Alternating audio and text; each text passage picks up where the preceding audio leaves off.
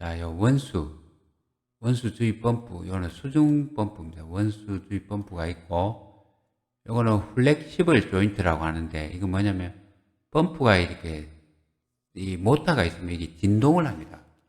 진동이, 플렉시블 조인트가 없으면, 이 진동이 이 전체 배관을 흔듭니다.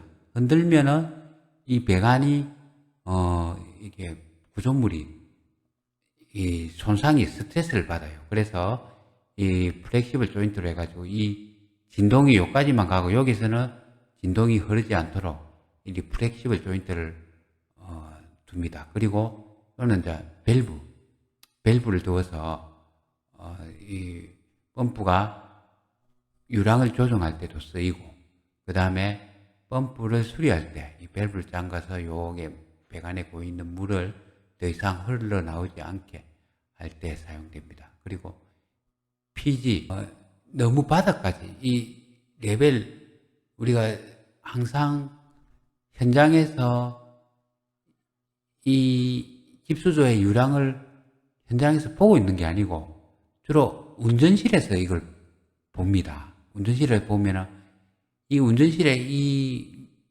우리 깁수조의 유량, 이 레벨, 깁수조에 물이 어느 정도 있느냐 이거를 알려고 할 때 주로 레벨 트랜스미터로 해가지고 운전실에 그 모니터에 그 HMI나 거기에 이렇게 이 유량이 나타납니다. 그래서 펌프가 이 물이 없는데도 펌프가 계속 가동되는 것도 막을 수 있고 그 다음에 우리가 유량을 조정해 가면서 할 수가 있습니다. 그게 쓰이는 레벨 트랜스미터입니다. 그리고 이 물은 유입수가 계속 들어오고 있고 요리 물을 펌핑합니다. 그럼 여기는 뭐냐면 V외야인데 외야는 뭐냐면 이 유량을 측정을 할 수가 있어요. 삼각 그 V 모양으로 돼 가지고 요 물높이로 해서 이 유량을 알 수가 있습니다. 우리가 유량계를 직접 달면 좋은데 유량계는 가격이 비싸고 그 다음에 폐수에 그 이물질들이 유량계에 끼어서 그 오차를 줄 수가 있기 때문에 이제 가격도 싼 이 V외야는 가격이 쌉니다. 싸기 때문에 V외야로 해서 이제 유량을 측정을 할 수가 있습니다. 이렇게 원수가 이렇게 들어옵니다. 원수에는 물도 있고 고형물도 있고 물과 고형분이 섞여 있습니다. 이 섞여 있는 것을 이 가부상조가 고형분을 최대한 물에서 분리하는 것이 가부상조입니다.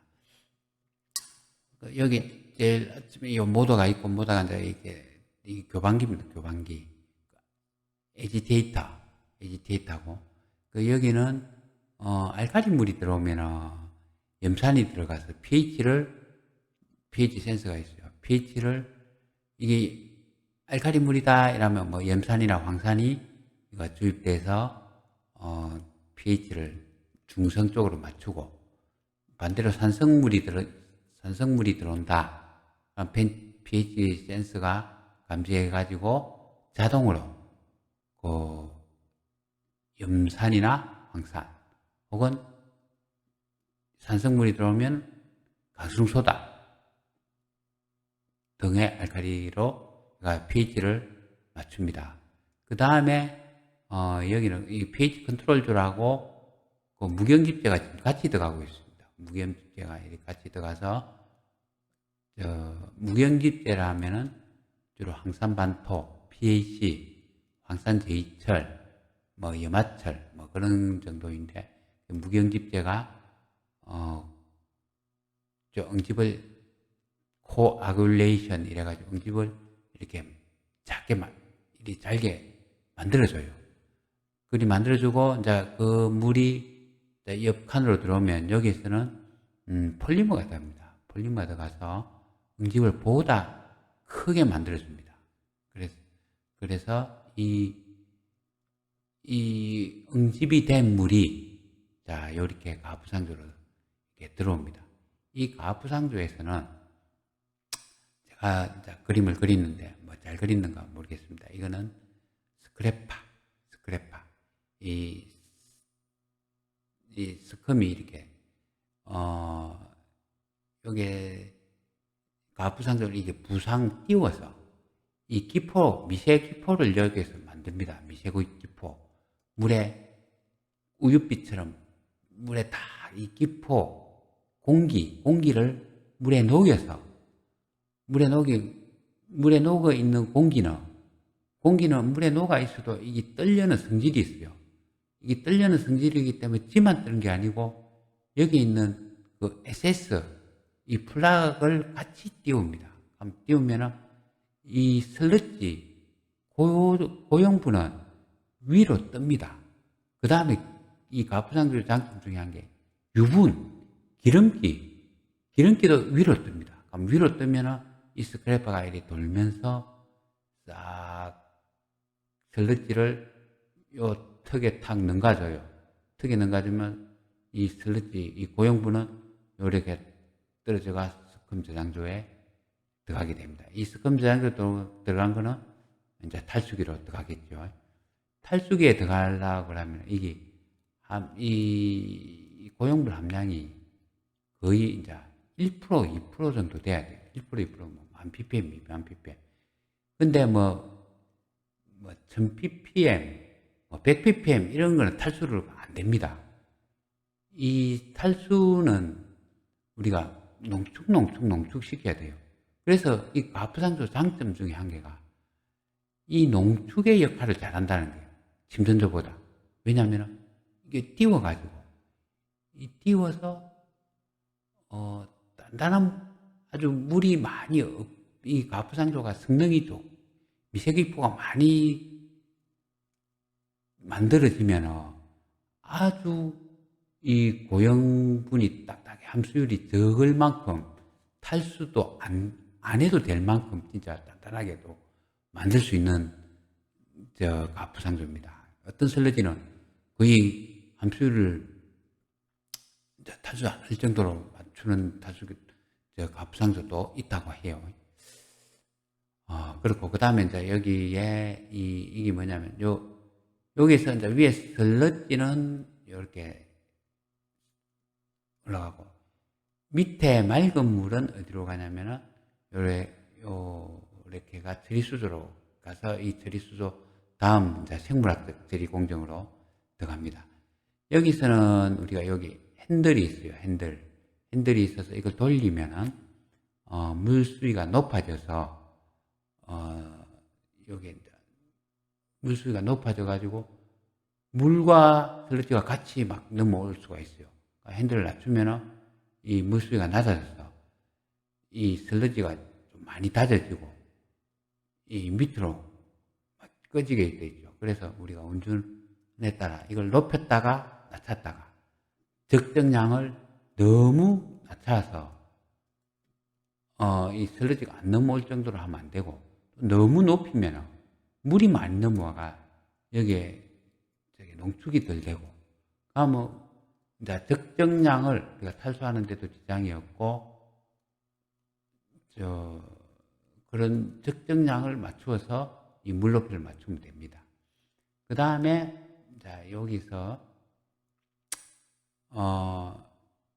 깨끗한 물 중에 일부는 어디로 오냐면 이제 기포를 만드는데 쓰입니다. 이 물을 쭉 펌프로 흡입을 합니다. 펌프를 흡입하면 여기에 밸브가 있습니다. 펌프 흡입 쪽에 요거는 볼 밸브로 되어 있네요. 볼 밸브 마킹이 되는데 이렇게 요 밸브가 왜 있냐면은 우리가 펌프 수리 같은 거 할 때는 요 밸브를 잠그고 요렇게 요도 잠그고 이렇게 펌프를 분리할 수가 있어요. 그래서 밸브가 있어야 됩니다. 그 다음에 요 머신 펌프가 있고 그 다음에 요 레듀샤가 있고 그 다음에 아까 플렉시블 조인트가 여기 또 있습니다. 여기도 왜냐면 펌프가 이 모터를 왱 도니까 왱 돌면 이 진동이 이 모든 배관 여기 탱크 요 배관들을 다 흔들어 버려요. 그러면 이 전체 이 진동이 이 배관에 스트레스를 주고 우리 구조물에 다 용접 부위가 떨어져 나간다든지 이 볼팅 부분이 풀려지기도 하고 그렇습니다. 그래서 플렉시블 조인트를 꼭 해둡니다. 그리고 압력 게이지 우리가 펌프가 제 성능을 하느냐는 이 압력 게이지를 보면 일부를 알 수가 있습니다. 그래서 압력 게이지 이건 중요한데 배수다 보니까 잘 막히는 수가 있어요. 그러면 그때 요 밸브 압력 게이지가 이제 고장이 났다. 이 밸브를 잠그고 압력 게이지 새 거로 교체를 하고, 그 다음에 교체하기 전에 이 밸브를 열어서 물이 잘 나오는 걸 봐야 됩니다. 물이 안 나오면 이게 막힌 거예요. 그럼 뜰어줘 가지고 이 압력 게이지를 설치하면 됩니다. 그리고 요는 밸브, 이 체크 밸브, 역류하는 걸 막기 위해서 이 체크 밸브가 있습니다. 체크 밸브, 그 다음에 밸브가 있고, 그 다음에 여기 가압 탱커, 그 다음에 압력 게이지, 가압 탱커에서 여기 벤트고, 요거는 드레인, 가압 탱커 청소할 때 이거 드레인을 해가 여기 있는 물을 모두 뺄 때 쓰는데 거의 이거는 잘 안 쓰고 잘 안 씁니다.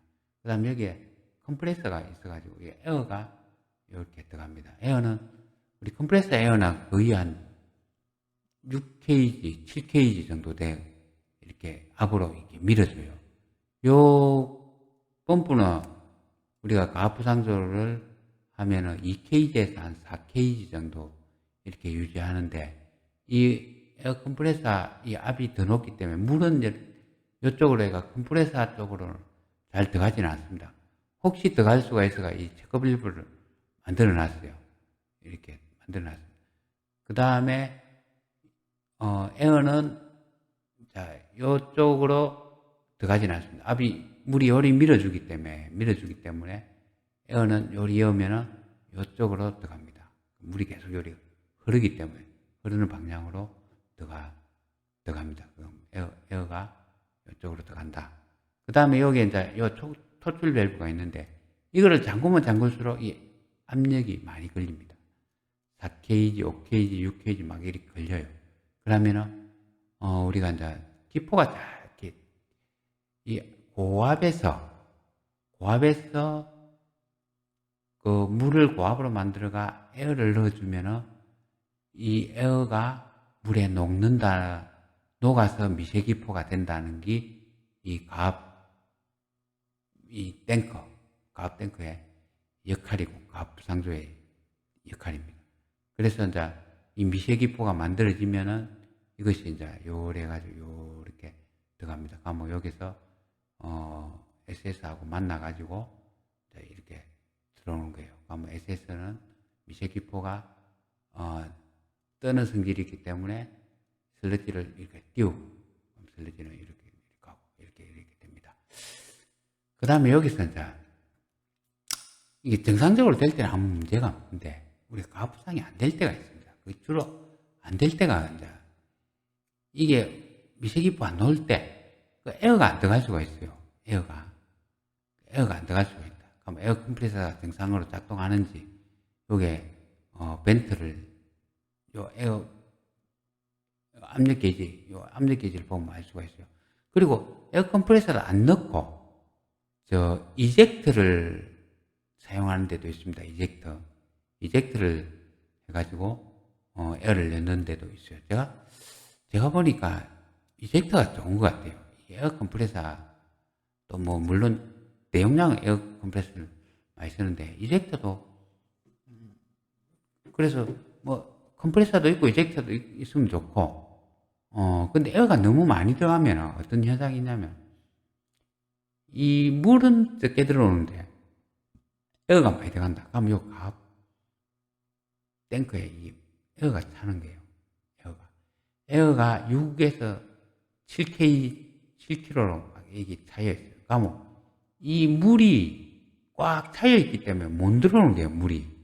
물 흐름이 작아지면은 이 물이 작게 들어오면은 미세기포가 안 들어옵니다. 이 에어가 꽉 차 있으면은 물이 못 밀고 와요. 그래서 이 벤트가 벤트를 약간 늘어가지고 이 인여 에어를 이렇게 빼줘야 됩니다. 여기 에어가 차면 안 됩니다. 왜? 항상 요거는 좀 빼줘야 된다.